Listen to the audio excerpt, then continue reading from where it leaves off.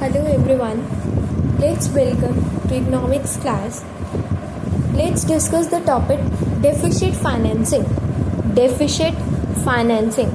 Deficit means कमी और किसमें फाइनेंसिंग. डेफिशिट फाइनेंसिंग मतलब डेफिशिट को फाइनेंस करना. डेफिशिट को फाइनेंस करना. डेफिशिट क्या होता था बच्चे? जब एक्सपेंडिचर ज़्यादा होता था रिसिप्ट से. जब एंटीसिपेटेड एक्सपेंडिचर ज़्यादा है एंटीसिपेटेड रिसिप्ट से, उसको हम बोलते हैं डेफिशिट. क्या बोलते हैं? डेफिशिट मतलब कमी है. डेफिशिट और उसको हमें फाइनेंस करना है. मतलब अब एक्सपेंडिचर ज़्यादा है रिसिप्ट कम है, तो मुझे क्या करना है? फाइनेंसिंग. मुझे इस तरीके से फाइनेंस करना है कि मेरे एक्सपेंडिचर जो ज़्यादा हो रहे हैं और पैसा इतना है नहीं, मतलब मुझे एक तरीके से पैसे की रिक्वायरमेंट है. तो हम कैसे फाइनेंस करते हैं अपना डेफिशिट? डेफिशिट मीन्स कमी. जो हमारे बजटरी डेफिशिट है उसको फाइनेंस करना है. तो हम कैसे फाइनेंस करेंगे? इसके 3 मेथड्स हैं. First method is issue of new currency. Issue of new currency. इसमें हम पढ़ेंगे कि गवर्नमेंट क्या करे कि या तो सेंट्रल बैंक के पास ना पावर होती है कि वो करेंसी इशू कर दे. हमारा एक सेंट्रल बैंक है जिसका नाम है आरबीआई. आरबीआई के पास मोनोपोली पावर है. RBI has monopoly power. क्या कोई और भी इशू कर सकता है करेंसी? नो.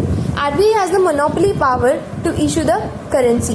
तो आरबीआई क्या कर सकता है? करेंसी को इशू कर सकता है. ठीक है. तो इसलिए हम क्या कर सकते हैं? डेफिशिट को फाइनेंस करने के लिए हमारा एक तरीका तो है कि हम क्या करें? आरबीआई क्या करे? करेंसी को इशू कर दे. और उससे करेंसी इशू करने से क्या होगा? हमारा जो बजटरी डेफिशिट है वो क्या हो जाएगा? फाइनेंस हो जाएगा. मतलब मार्केट में फिर से पैसा आ जाएगा, फिर से करेंसी आ जाएगी, गवर्नमेंट के हैंड्स में करेंसी आ जाएगी, पब्लिक के हैंड्स में करेंसी आ जाएगी. तो सब लोग टैक्स भी पे करेंगे. अल्टीमेटली हमारा बजटरी डेफिशिट क्या हो जाएगा? फाइनेंस हो पाएगा. बजटरी डेफिशिट क्या हो पाएगा? फाइनेंस हो पाएगा.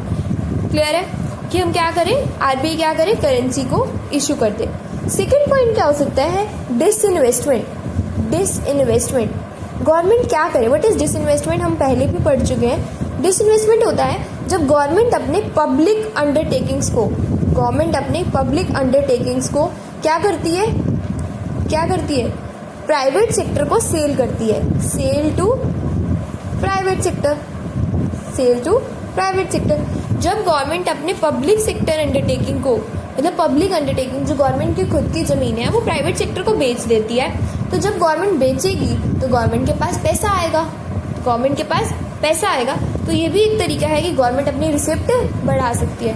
हम इसमें डिस्कस क्या कर रहे हैं कि गवर्नमेंट अपनी रिसिप्ट कैसे बढ़ा सकती है. गवर्नमेंट या तो करेंसी इशू करे या फिर आरबीआई करेंसी इशू करे तो गवर्नमेंट की रिसिप्ट कहीं ना कहीं बढ़ेगी, या फिर गवर्नमेंट डिसइन्वेस्टमेंट कर ले, मतलब अपनी अंडरटेकिंग्स को प्राइवेट सेक्टर को बेच दे और बदले में प्राइवेट सेक्टर उनको क्या दे देगा? कैश दे देगा. तो एज अ रिजल्ट गवर्नमेंट की रिसिप्ट्स बढ़ जाएंगी और हमारा डेफिशिट क्या हो जाएगा? फाइनेंस हो जाएगा. थर्ड क्या हो सकता है? गवर्नमेंट क्या करे? Borrowings. Third step is borrowings. Government क्या करे? बोरो कर ले. ये भी एक अच्छा मेथड है फाइनेंसिंग का. गवर्नमेंट बोरो कर ले. अच्छा, गवर्नमेंट क्या बोरो नहीं कर सकती? कर सकती है बिल्कुल. गवर्नमेंट वर्ल्ड बैंक से, आईएमएफ से गवर्नमेंट भी लोन लेती देती रहती है. तो अगर गवर्नमेंट को लगता है कि हमारा डेफिशिट चल रहा है तो गवर्नमेंट क्या कर ले? बोरो कर ले. ये भी एक अच्छा मेथड है. मतलब क्या कर ले? Borrow some amount, borrow some money. तो उसको हम बोलते हैं डेफिशिट फाइनेंसिंग.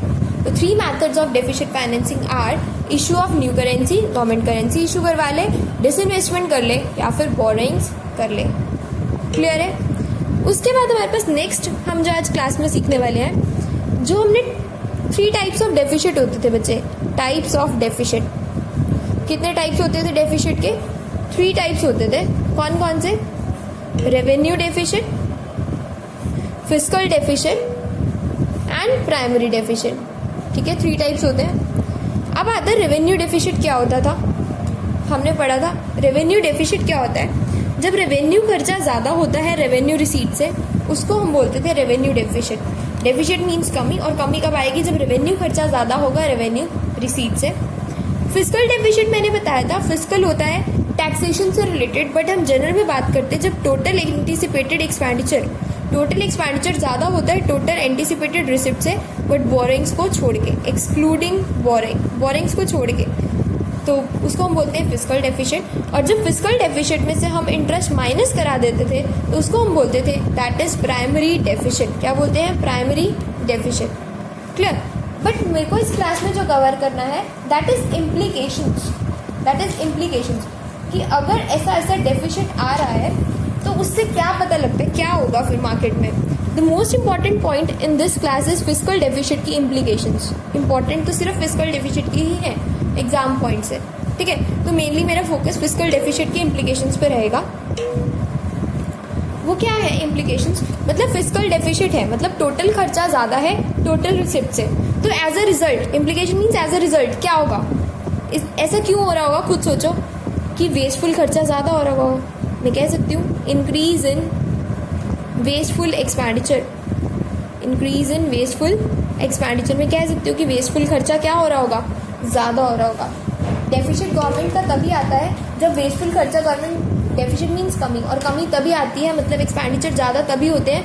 हो सकता है कि गवर्नमेंट क्या कर रही हो, एक्सपेंडिचर वेस्टफुल ज़्यादा कर रही हो, ठीक है.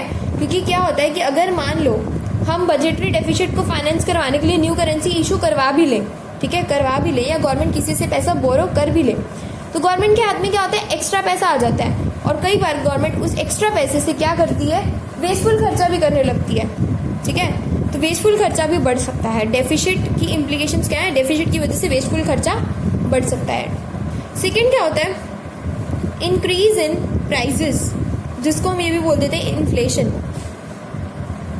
इंक्रीज इन प्राइजेस, देखो इन्फ्लेशन क्या होता है, लगातार प्राइजेस का बढ़ना लंबे टाइम तक, उसको हम बोलते हैं इन्फ्लेशन.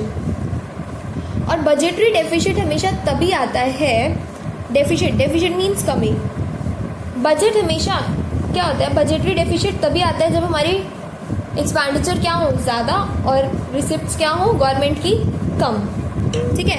तो अब क्या है, अगर प्राइजेस बढ़ रहे हैं, मतलब अगर एग्रीगेट डिमांड बढ़ेगी तो हमारे प्राइजेस क्या होंगे, लगातार बढ़ेंगे.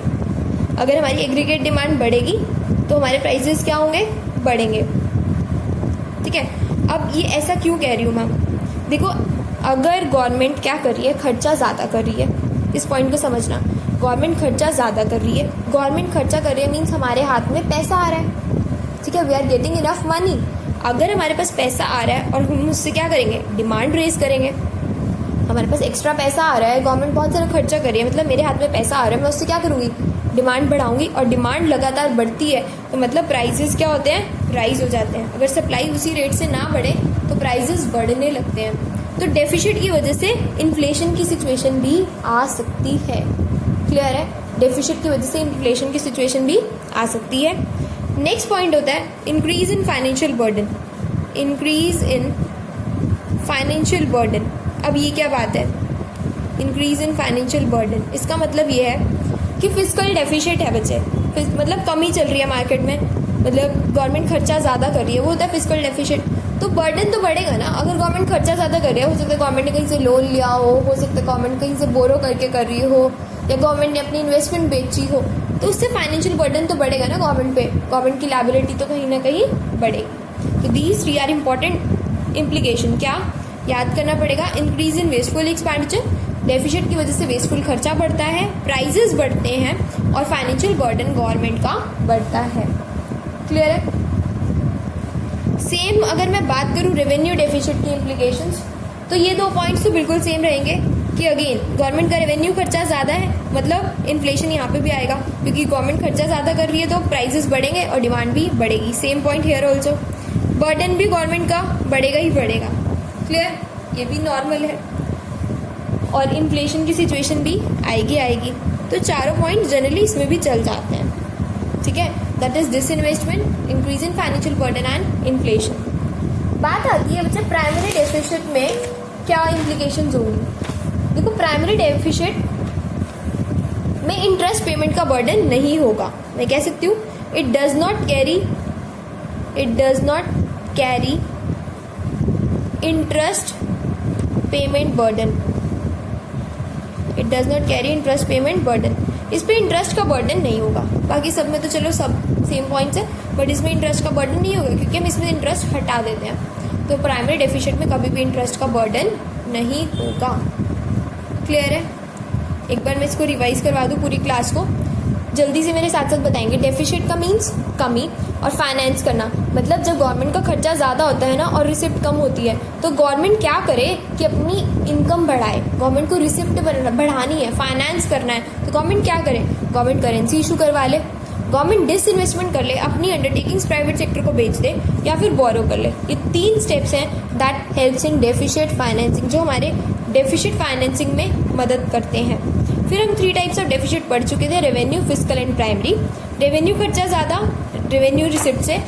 फिर आता है फिजिकल डेफिसिट, टोटल एक्सपेंडिचर ज़्यादा, टोटल रिसिप्ट से। और प्राइमरी में जब फिजिकल में से इंटरेस्ट माइनस कराते हैं तो उसको क्या बोलते हैं, primary.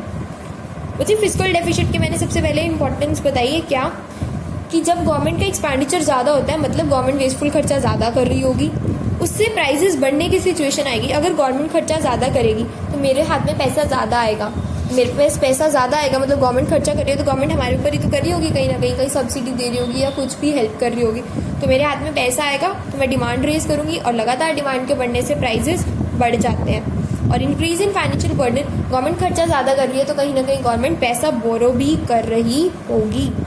Clear. But primary deficit में बच्चे ऐसा नहीं होता, दैट इज प्राइमरी डेफिसिट में इंटरेस्ट का बर्डन नहीं होता, प्राइमरी डेफिसिट में इंटरेस्ट का बर्डन नहीं होता।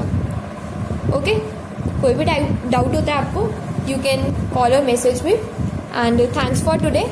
With this your chapter government budget is over, you have to continuously revise at your home because this is the time you can use for, so guys do prepare and learn better. Okay, thanks a lot.